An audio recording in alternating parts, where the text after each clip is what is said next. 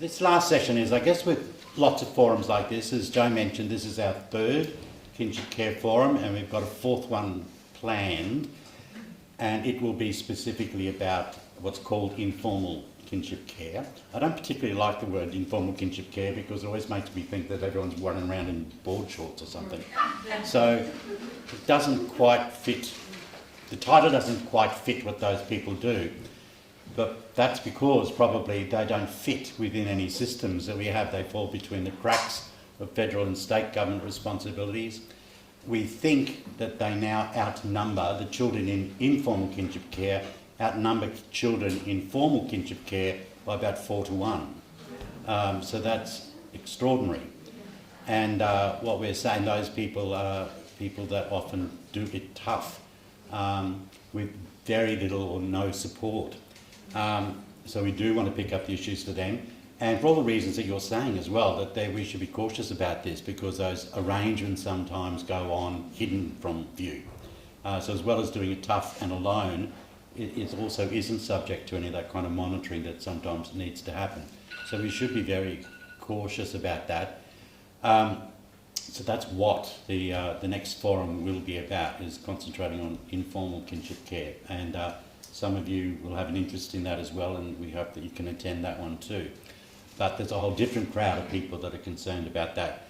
And I guess the comments I've made to the last two ministers is really along the lines of, whilst they see it as a federal government responsibility, we also say to them, well, there's this tsunami of kids going to crash into the statutory child protection system unless something happens to support those carers better. So we think it's partly your responsibility too. What we want to do with this session is we don't want any sessions that we run to just be a talk fest.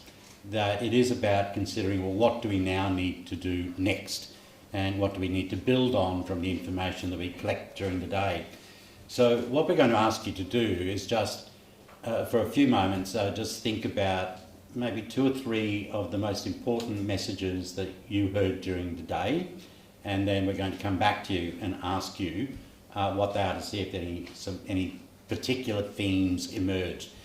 There are a few for me that I heard that I thought were incredibly strong points that people made that I think in our advocacy work as a peak body, and I know with QuadZip and others here, that the work that IFYS has been doing with us and the department as well, that we will be coming together again to say what is it that we need to take from that forum and build on going into the future.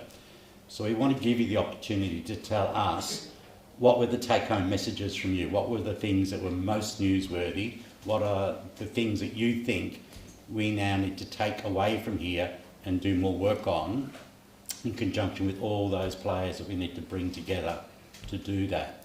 So can you take just, say 5 minutes, and you can talk amongst yourselves if you want to, but we just want you to think about maybe 3, doesn't have to be necessarily 3, but round about the 3 most important messages from this day that we now need to build on after we leave this room.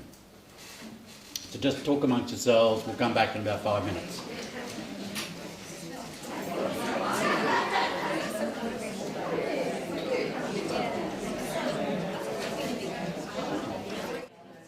Okay, so I'll just ask if groups of people, if they want to volunteer first off, some of the take-home messages that they think we should build on after we leave here.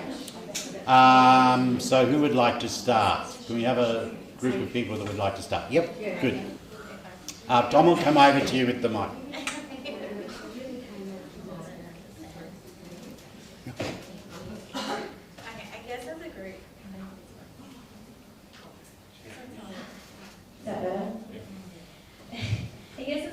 We kind of thought about more resources putting into hand finding, understanding the challenges that the carers have, like just having that better understanding of where they're coming from and what they're going to be put into, and looking more forward to those challenges, especially if they're young children who are probably going to go into teens eventually, and just giving them that really good understanding of what those challenges are going to be and helping them look through those challenges and offering those support resources a lot earlier before challenges before it happens. So Okay. there is resources in place for them. I guess carers having a bit more understanding, and us as workers or as child safety working towards more family decision making, what can be made, like what decisions can the carers have, and giving them I guess a bit more power around those decision making of daily things, I guess, or more.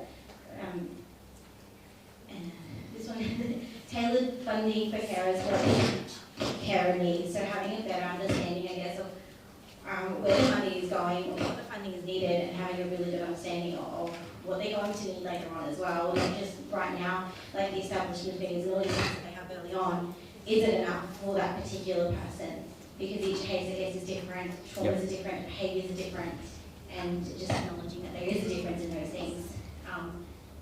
And, you know, the funding is just the same no matter what. Okay, good.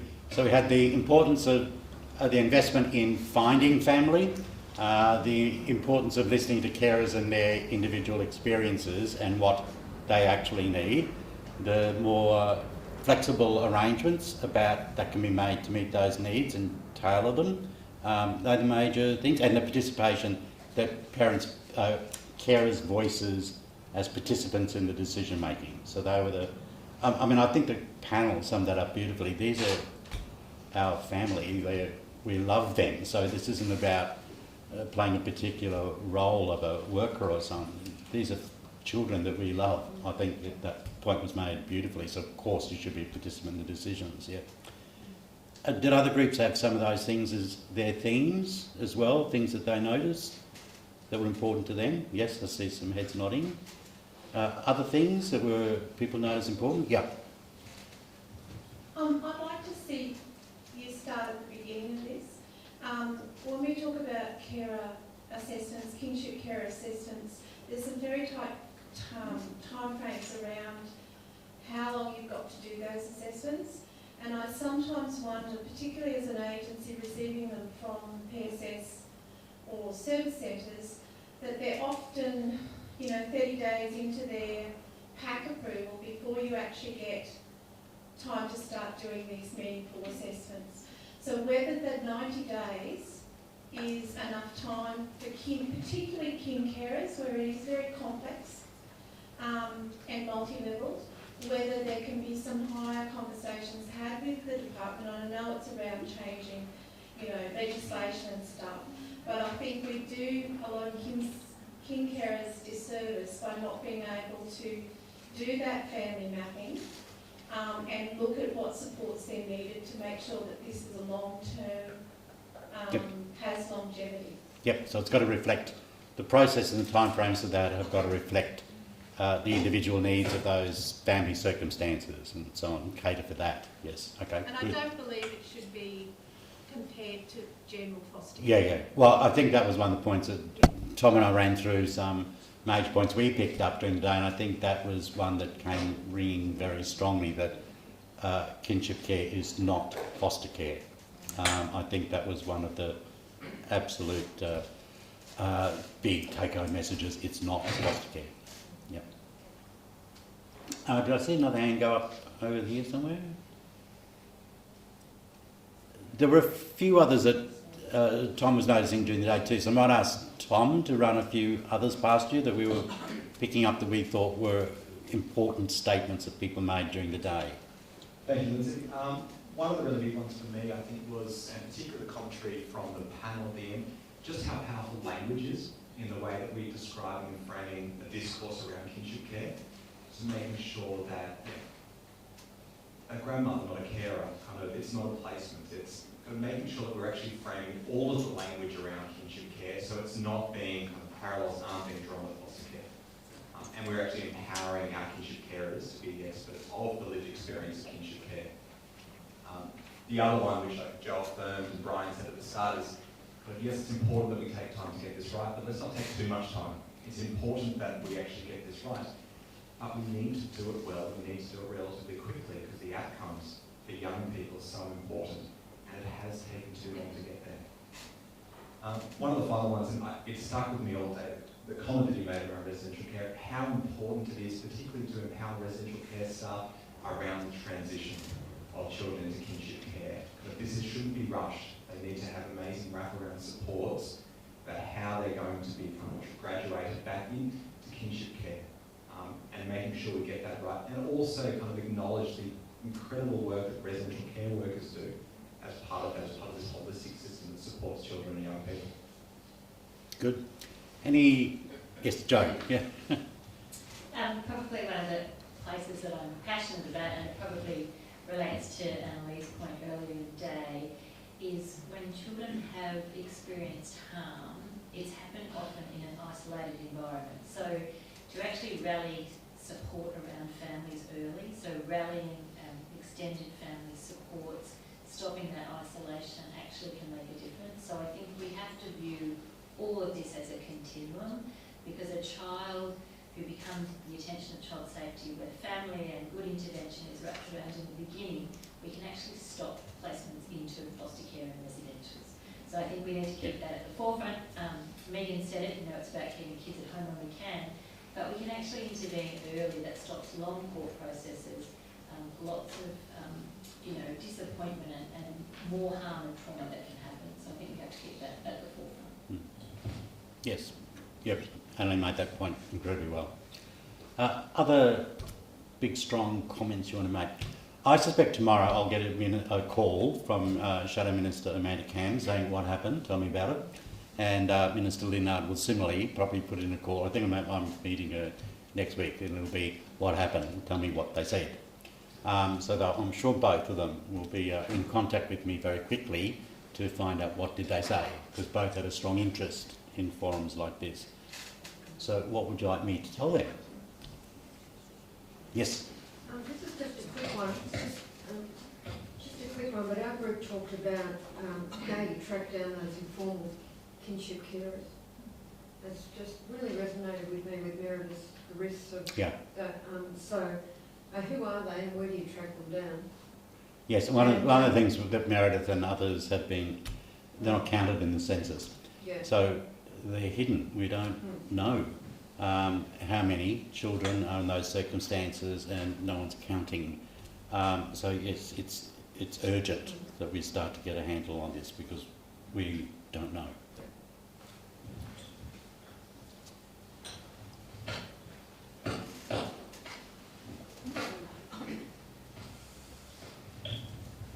We talk the same about that importance of finding kin, but I think we have to apply it to the service context that we have right now. So child safety officers are looking for kin when they're doing an IPA, doing an investigation, or placing the child from a place of breakdown, but they also have competing interests. Those competing tasks to do at the same time. Foster and kinship care agencies recruit foster carers and they recruit kin. But equally, if the majority of those across Queensland are at placement capacity, then they don't have the spare funds and the spare resources to be finding kin.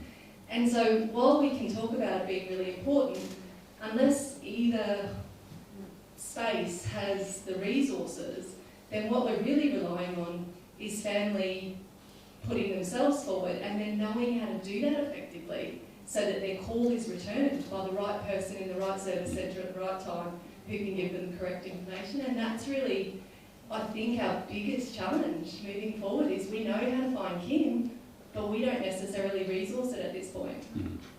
Yep. Good. And Kieran?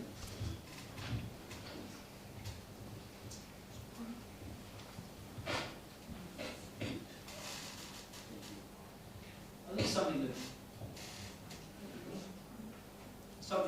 that resonated with me today was, this is putting my kinship carer cap on, is that the one thing that a huge sacrifice as a kinship carer is time, and especially as with a little person with wholly complex needs that require appointments, NDOS and bits and pieces all over the place.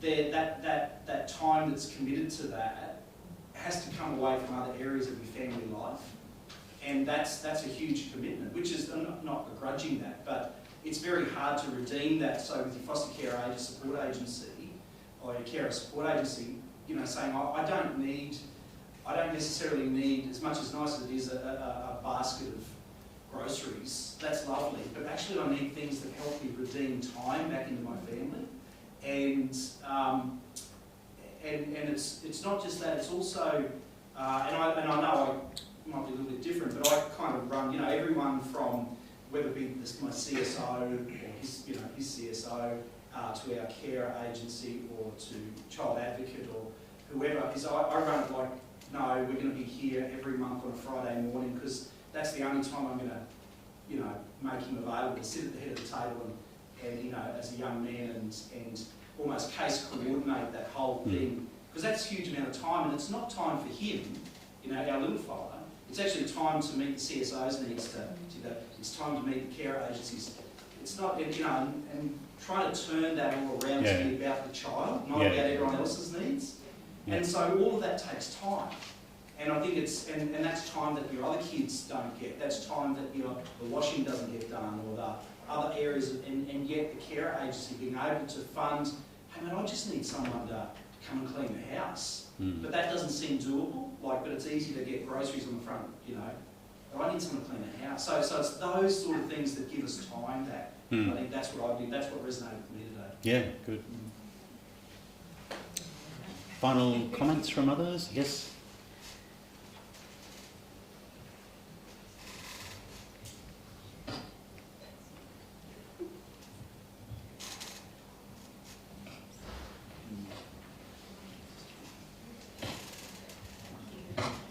Mine is just to cover off on looking at the framework for the kinship care assessments. I think Meredith raised some really good points there. We've got a lot to learn from nationally and internationally. We don't have to reinvent the wheel, but I don't think it's suiting, it's fit for purpose for our kin carers, for our family carers.